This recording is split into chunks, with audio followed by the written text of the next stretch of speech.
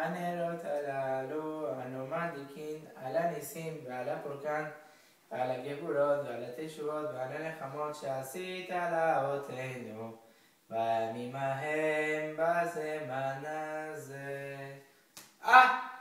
Burada mıydınız? Hoş geldiniz. Burası yeni evimiz. Taşınmaya çalışıyoruz. Ama bu arada Hanukkah'yı da unutmadık.